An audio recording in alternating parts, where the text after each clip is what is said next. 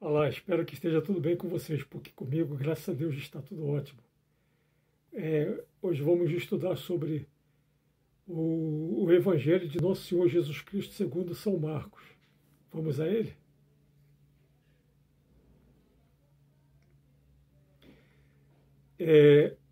Abre aspas. O mais influente estudioso da Bíblia do século XX, Rudolf Bultmann, disse que sou de opinião que não sabemos praticamente nada sobre a vida e personalidade de Jesus. Fecha aspas. Como está no livro Testemunha Ocular de Jesus, de Carsten Tiede e Matteo d'Ancona, da editora Imago, 1996, na página 216.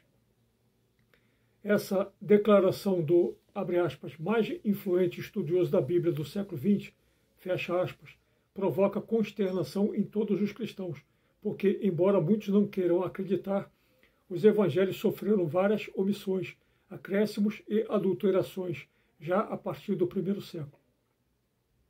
Joaquim Jeremias, quiçá o maior especialista em etimologia bíblica do mundo, nos revela que, abre aspas, com efeito, já nos inícios, nos primeiros decênios depois da morte de Jesus, as parábolas sofreram certos desvios na sua interpretação.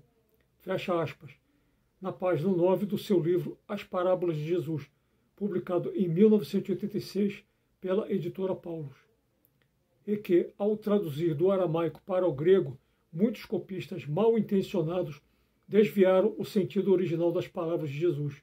Veja. Abre aspas. A tradução das parábolas para o grego acarretou inevitavelmente desvios de sentido. Fecha aspas. As parábolas de Jesus, na página 112.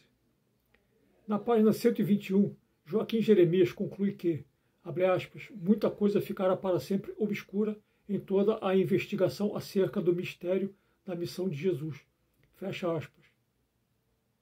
Essas declarações de grandes especialistas em exegese e hermenêutica bíblica não afetam a nossa certeza de que Jesus Cristo é o nosso Senhor Deus e Salvador. Mas, infelizmente, muitas doutrinas teológicas precisam ser revistas, e um forte exemplo disso são os últimos 12 versículos do Evangelho de Jesus Cristo segundo São Marcos. Antes de estudarmos sobre esses últimos 12 versículos de Marcos, vamos estudar sobre São Marcos e o seu Evangelho. O nome Marcos não é de origem semita, não é um nome hebraico, aramaico ou mesmo grego, mas é um nome latino, que significa, abre aspas, martelo grande, fecha aspas. Existem vários textos bíblicos a seu respeito, como Atos 12:12 e 25, 13:13, 15, de 38 a 39, e Colossenses 4:10, e etc. O Evangelho de Jesus Cristo segundo São Marcos é o mais antigo dos 4 evangelhos, de acordo com a opinião unânime dos grandes teólogos, dos grandes especialistas em arqueologia bíblica e em estudos exegéticos, hermenêuticos e críticos do Novo Testamento. Há cerca de 20 anos atrás li uma matéria que achei super interessante numa revista católica chamada 30 Dias, edição de maio de 1994, onde o título dessa matéria dizia, abre aspas, Roma, ano 42, Pedro falava, Marcos escrevia, fecha aspas.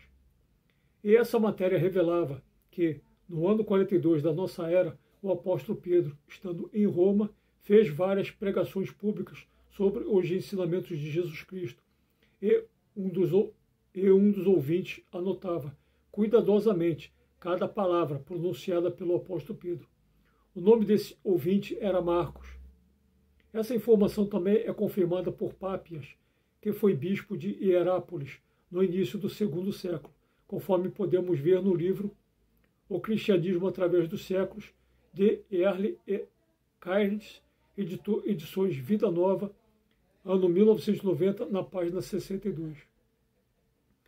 Depois desse episódio, o evangelista Marcos torna-se o primeiro bispo de Alexandria, conforme o livro Quem é Quem na Época de Jesus, de Gesa Vermes Record, 2008, na página 200. Anos depois, Marcos morre martirizado, aos 55 anos de idade, arrastado pelo pescoço, no dia 24 de abril do ano 68, como está no livro Um Santo para Cada Dia, de Mário Esgarbosa e Luigi Giovannini, editora Paulus, na página 1983, na página 129. Abre aspas. O primeiro evangelho a ser escrito foi o de Marcos, e isso ao redor do ano 50, mais ou menos na mesma época em que Paulo publicou suas primeiras epístolas. Fecha aspas. Conforme está no livro Crítica Textual do Novo Testamento, do pastor Wilson Paroche, edições Vida Nova, ano 2007, na página 101. Mais adiante, na página 212 desse seu livro, o pastor Wilson Paroche volta a provar que o Evangelho de Marcos foi concluído no ano 50, ao revelar que, abre aspas, o texto fragmentário do 7Q5 é de fato Marcos 6, 52 e 53, e, tendo sido escrito por volta do ano 50, e com certeza antes do ano 68, ano em que as cavernas de Qumran foram fechadas. Fecha aspas. Essa informação também pode ser confirmada no livro Testemunha Ocular de Jesus, de Carsten Tiede e Mateu d'Ancona, editora Imago, 1996, nas páginas 55 a 63. Segundo o documentário no YouTube sobre esse livro, também com o mesmo título, Testemunha Ocular de Jesus, produzido pela Discovery Channel, nos revela que o mesmíssimo vaso de argila, onde foi encontrado esse fragmento número 5 de Marcos 6, 52 a 53, na caverna número 7 de Qumran, daí o nome 7Q5, está no subsolo do Museu Rockefeller, em Jerusalém, e na borda desse vaso traz uma inscrição hebraica com o nome do lugar de onde ele veio, Roma. Apesar do Evangelho de Marcos ser o menor dos 4 evangelhos, não vou estudá-lo detalhadamente aqui, pois isso demandaria horas de vídeo. Mas vamos estudar sobre os últimos 12 versículos desse evangelho e revelar as conclusões dos maiores especialistas do assunto sobre esses últimos versículos de Marcos. Vamos lá. Na explicação da Bíblia de Jerusalém para esses 12 últimos versículos, diz, abre aspas, o trecho final de Marcos, versículos de 9 a 20, faz parte das Escrituras inspiradas. É tido como canônico. Isso não significa necessariamente que tivesse sido escrito por Marcos. De fato, põe-se em dúvida que esse trecho pertença à redação do segundo evangelho. As dificuldades começam na tradição manuscrita. Muitos manuscritos, entre eles o do Vaticanos e o Sinaíticos, omitem o final atual. Fecha aspas. Se existem dúvidas que esses 12 versículos pertencem ao Evangelho de Marcos e que nem mesmo nos 2 mais importantes manuscritos da primeira metade do IV século, o Vaticanos e os Sinaíticos, existem esses versículos, então por que são tidos como canônicos?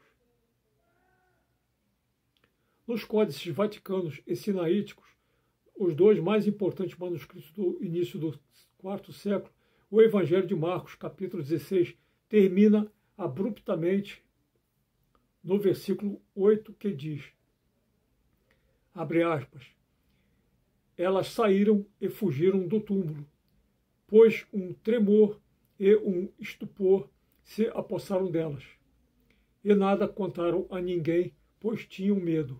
Fecha aspas. Vamos recorrer a um grande especialista bíblico moderno sobre o Evangelho de Marcos, que se chama Shed Mieres, que contesta a inspiração divina desses últimos 12 versículos de Marcos, ao dizer na página 473 do seu livro O Evangelho de São Marcos, grande comentário bíblico, editora Paulinas, ano 1992, que, abre aspas, este final súbito no Evangelho de Marcos provocou grande consternação. Com efeito, muitos levantaram a hipótese de que o evangelho, de que o verdadeiro fim se perdeu. O verdadeiro fim se perdeu. Duas tentativas de acrescentar ao evangelho fim mais agradável ocorrem na tradição manuscrita. Fecha aspas. Machado Mieres não as considera, abre aspas, dignas de exegese. Fecha aspas. Abre aspas. Quem crê e é batizado será salvo. Quem não crê, o verbo abstém, não aparece em Marcos, a não ser nas formas nominais e adjetivas. Será condenado. 16:14. Esta ideologia não só contradiz a insistência de Marcos, segundo a qual os que não são contra nós estão contra nós, estão conosco.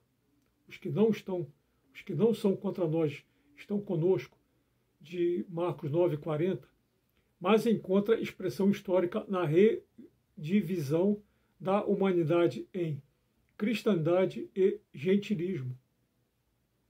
É inútil dizer que o uso que faz a Igreja Imperial do julgamento transformou a cruz em espada, a mais profunda traição histórica do Evangelho.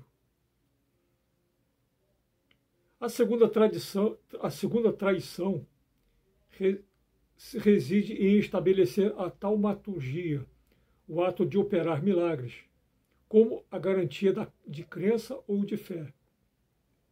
Esses sinais acompanharão os que creem, conforme está em Marcos 16:17. Naturalmente, tal prova teológica corresponde exatamente ao que o Jesus de Marcos repudia em sua discussão com os fariseus, em Marcos 11:11 e seguinte. Marcos 8, versículos 11 e seguinte.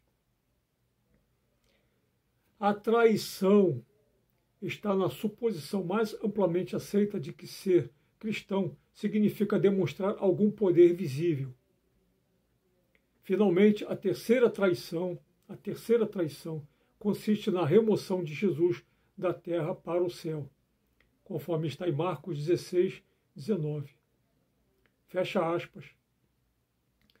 Tudo conforme está no Evangelho de São Marcos, grande comentário bíblico, de Machado Mieres, na página 477. Davi Agaster, outro grande especialista em estudos bíblicos, comentando sobre esses 12 últimos versículos de Marcos, diz, abre aspas, esses versículos não aparecem nos dois manuscritos gregos mais antigos. Seu estilo é diferente do resto de Marcos. Fecha aspas. No seu livro Comentário Judaico do Novo Testamento, publicado em 2008 pela editora Atos, no meio da página 127.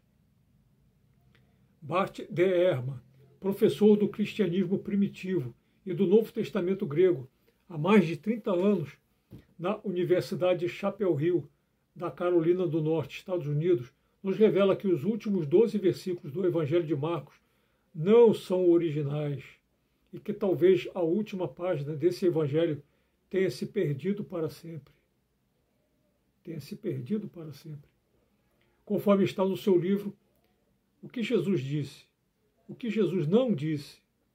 Quem mudou a Bíblia e por quê? Publicado pela editora Prestígio em 2006, nas páginas 75 a 78. Outro grande teólogo e historiador, Gesa Vermes, comentando sobre os últimos 12 versículos de Marcos, diz, abre aspas, como a conclusão mais longa de Marcos 16, de 9 a 20, não figura nos sinaíticos e no vaticanos, isto é, nos manuscritos mais antigos e confiáveis do Novo Testamento. A sua autenticidade é geralmente rejeitada pelos estudiosos. Fecha aspas. No seu livro O Autêntico Evangelho de Jesus, editora Record, 2006, na página 353. No livro Quem é Quem na Época de Jesus, na página 201, Gesa Vermes reafirma que abre aspas, o final mais longo, Marcos 16, de 9 a 29,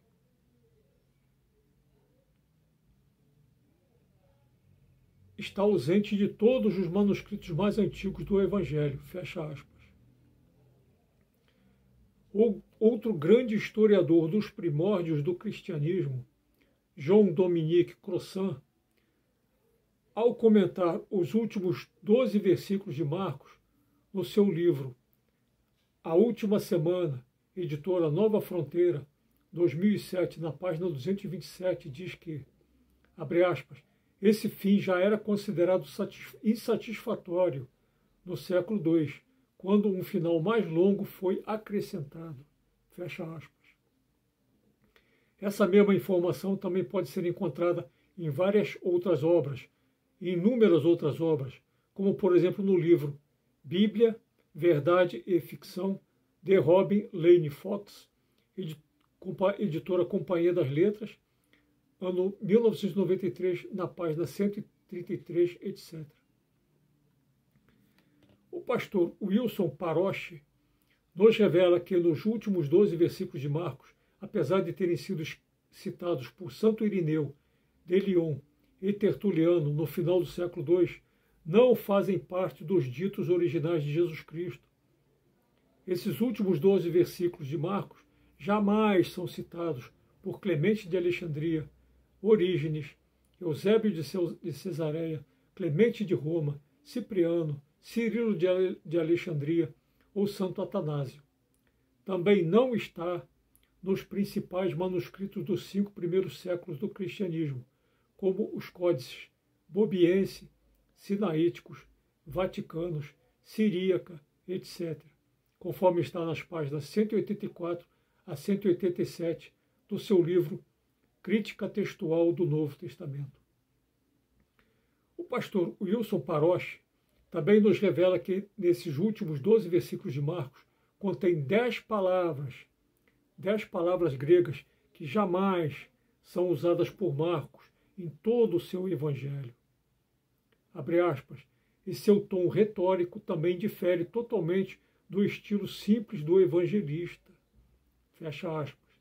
Ele nos revela que as palavras são suntomos, exagelo, anatole, acre, duzes, exapóstelo, hieros, aftartos, querigma e sotéria, conforme está no seu livro Crítica Textual do Novo Testamento, no meio da página 186.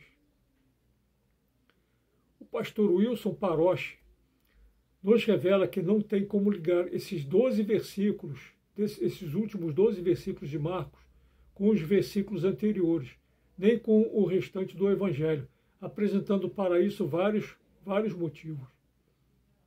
Abre aspas. Em suma, todas essas evidências demonstram que essa seção dificilmente teria saído da pena de Marcos, sendo mais provável ter sido adicionada posteriormente. Fecha aspas.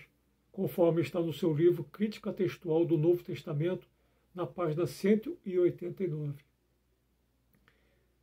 Se todos os grandes teólogos e especialistas concordam que esses últimos 12 versículos de Marcos não são originais, mas acrescentados bem posteriormente, talvez nos séculos V ou VI, por que será então que continuam sendo aceitos como inspirados por Deus? Talvez a resposta seja complexa demais, como, por exemplo, todos os grandes especialistas concordam que Jesus Cristo jamais teria nascido no dia 25 de dezembro, pois em Lucas 2, versículo 8, nos diz, abre aspas, na mesma região havia uns pastores que estavam nos campos e que, durante as vigílias da noite, montavam guarda ao seu rebanho. Fecha aspas. E todos sabem que isso seria impossível, já que nas noites de dezembro, na Terra Santa, o frio é tão intenso, é tão rigoroso nos campos que mataria todos os pastores, tanto os pastores quanto os seus rebanhos. Mas, mesmo todos sabendo que Jesus jamais nasceria nessa época, ninguém consegue mudar essa data de 25 de dezembro como sendo a data do nascimento de Jesus. Talvez a resposta para isso seja tão complexa que os grandes teólogos preferem deixar assim como está.